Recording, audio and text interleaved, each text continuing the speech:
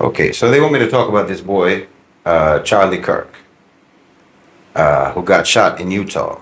Him getting shot in Utah makes him, I believe, American number 18,533 who got shot in the U.S. this year, shot and killed.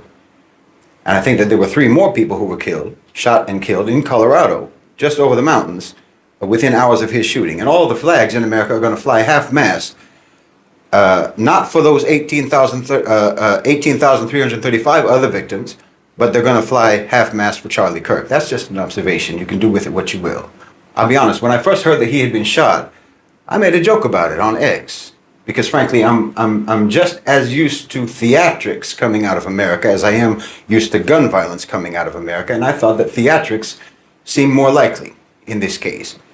But when I did learn that he died, I deleted my post. I deleted it out of respect, not for him, but for the severity and for the solemnity of the judgment that he has now proceeded to. Because everything that he ever said and everything that he ever did that harmed anyone, well, he's going to answer for that. He's going to answer for that right now in his meeting with Allah subhanahu wa ta'ala. And the heaviness of that meeting is disturbing to any of us who believe in it. But we'll talk about it. Let's start with the obvious, okay? First, I'm not going to feign grief or feign mourning for this person. I know that's a hypocrisy that social etiquette demands at a moment like this. But we all know that he would certainly not grieve for us. He certainly would not mourn for us, just as he never grieved and he never mourned for the wanton slaughter of the Palestinians in Gaza. He never grieved for that. And for myself personally, as a Muslim and as a critic of Western so-called civilization, I know that Charlie Kirk himself would most likely have officially anyway considered me to be his enemy. And as far as I'm concerned, any man whose enemy mourns him when he dies, well, he wasn't doing his job. And I don't think it can be said about Charlie Kirk that he didn't do his job, which is to say that he never did anything and he never said anything in his public life that would make me mourn his passing, just as I hope that I will never say or do anything in my public life that would make my enemies grieve for my passing. They should be happy when I die. Enemies are disturbed by each other's presence, not by each other's absence. But let me also be crystal clear about this. It doesn't make me happy either. I neither mourn nor celebrate. Neither of those reactions is appropriate, in my opinion. Whoever pulled that trigger didn't do it for me and they didn't do it for you. I don't even see them as being on two different sides. They didn't silence Charlie Kirk. They amplified Charlie Kirk. The power structure never cared about that boy. They used him. And he's more useful to them now than he was the day before. He's more useful to them dead than he was alive. Listen, you don't defeat someone like this, someone like a Charlie Kirk, a tool like him, by letting that tool mold you into exactly what they want you to be. That killer didn't deliver justice. If you think they did, he didn't. He delivered to the power structure an even more enhanced weapon. He made a mediocre, but dangerous and polarizing figure, Charlie Kirk, into now an impeachable icon for the very fan base that he most likely despises. And he made criticism of Charlie Kirk's ideas. Now it's disrespect for the dead. This is not resistance. This is a gift. This is a gift to the very security state that he probably thought he was attacking. Now it's stupidity. Or maybe, as the conspiracy theories are already speculating, what actually happened was just a purge of an expendable asset to create a more powerful symbol. Oh, they'll use his death. Oh, how they will use it. They will use his death to paint every dissenting voice, every cry for a more just world. They'll paint it with the same bloody brush.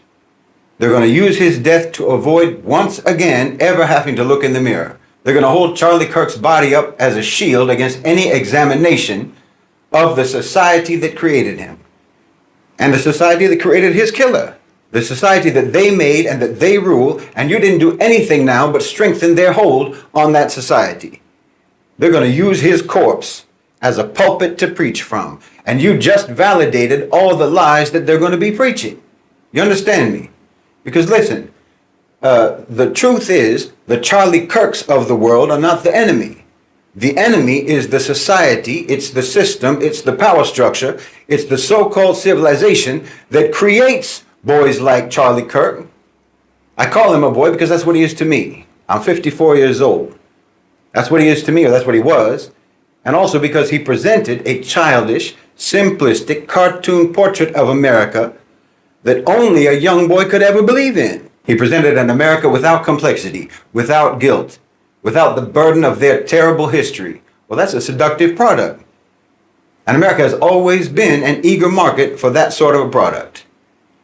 He existed because of supply and demand. You demand and the power structure supplies. The killer and the killed are the products of the same sick society. Kirk and his killer, and the other 18,535 victims and their killers. And wallahi, if you don't clock this reality, if you don't understand this reality, and if you let yourself get swept up in all the narratives and all the counter narratives, then you might just end up being like one of them, on one side or the other side of that gun. Because the machine is already spinning. The machine, that same machine that Charlie Kirk served so faithfully. They're spinning the narrative now. They're going to label him as a martyr for free speech, a victim of left-wing extremism. And they're going to use his death, they're going to use it to demand more surveillance, more censorship, more policing, more militarization of the police against their opponents, more police powers. They're going to use his blood to sanitize his ideology and to legitimize every poisonous thing that he ever said. And some of you are out here cheering about what happened. Well, you're fools. Why, when you celebrate, all you do is elevate and strengthen their narrative. Charlie Kirk was not an outlier. He was a product. He was the logical output of a system that's designed to generate exactly what he was. Like I said, he didn't create the demand. The demand was already there. He just exploited it. He sold a fantasy, like I say, a fantasy where all of the problems of modern America, economic decay, economic despair, cultural displacement, and cultural unrest, political powerlessness, these are all not the inevitable results of late-stage capitalism and a dying empire. No, it's all the fault of immigrants. It's all the fault of minorities, of wokeism, some internal enemy that's not in power. Well, now he's been killed, and his death is going to be used to service that same system. The security state benefits, the politicians that he supported benefit, the media benefits because they get endless hours now of content, of debate, of fear-mongering, of polarization mining. You understand me? The entire apparatus of control gets a massive boost. His killing was not an attack on the system. It was a gift to the system. You didn't extinguish a fire, you just scattered the embers and made it more dangerous. The individual who pulled that trigger, their motives are irrelevant. It doesn't matter if they saw themselves as a revolutionary or they saw themselves as a vigilante. Their actions serve a deeply counter-revolutionary purpose. You understand me? You didn't help Muslims. You didn't help so-called minorities. You didn't help immigrants. You didn't help women. You didn't help anyone. All you did was exactly what they created Charlie Kirk to goad you into doing. Please understand me. You contributed now. Whoever did this contributed to exactly the climate that they created Charlie Kirk to create. No, they're both servants of chaos. The killer and the killed. No, you don't need a bullet. You need a brain. You need a mind that can't be manipulated. You need an inflammable heart. A heart that can stay calm, cool, and collected when everything around you is in flames. That's what you need. And wallahi, you can't let the hatred of a people cause you to act unjustly, or to advocate or to endorse injustice, or to celebrate injustice. Don't let that boy's enmity towards us and ours towards him make you think that his murderer is our ally. No, you don't answer words with bullets. You know, back in the day, back in the time of the Sahaba, when the Muslims would fight against the kuffar, the kuffar, they would bring their drummers and they would bring their singing girls to egg them on. Nobody ever killed them. Well, that's what Charlie Kirk was. You don't win a war by targeting the singing girls and the drummers of your enemy. That's no strategy. I've said many, many times, you have to erect your partitions around your discourse, around your people, around what you let into your mind, or you're going to lose your focus and you're going to lose your purpose and you're going to get confused and you're going to make bad decisions. You're going to make wrong decisions, unjust decisions, immoral decisions, because you let yourself get provoked. No. For me personally, I didn't care about Charlie Kirk yesterday, the day before, and I don't care about him now. I don't mourn and I don't celebrate. That's strategic indifference. And I don't respect anyone who tries to tell me that I'm supposed to grieve. And I don't respect anyone who tells me that I'm supposed to be happy. What is he to me or me to him? He certainly isn't more important to me than the most likely hundreds of thousands of my brothers and sisters that you cut down in Gaza. You didn't mourn any of them, and I didn't tell you to, because I already know how you are. I already know that your performance of mourning over Charlie Kirk has nothing whatsoever to do with respect for human life. He was just a vessel for an ideology that you hold sacred. And it's an ideology that dehumanizes people. It's an ideology that disregards the sanctity of life. And we've seen that on full display for the last 2 years. So no, obviously not. I'm not the least bit interested in accommodating your weaponization of selective compassion and selective sympathy.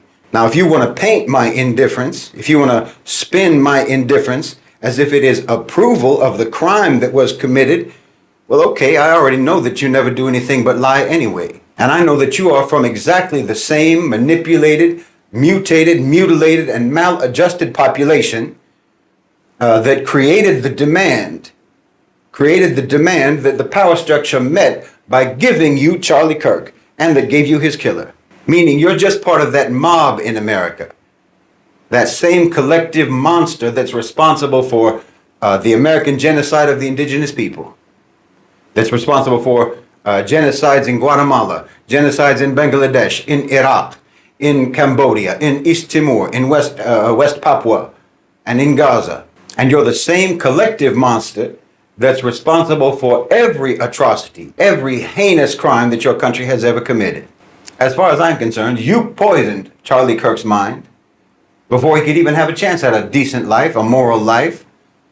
And you poisoned the mind of the one who took the life that Charlie Kirk had. So spare me your counterfeit moralizing. No, you turned your country into a psychological and a spiritual torture chamber. And then your country turned the global South into a physical and an economic torture chamber. And now that system, that same system that you're serving, is turning inwards on you now.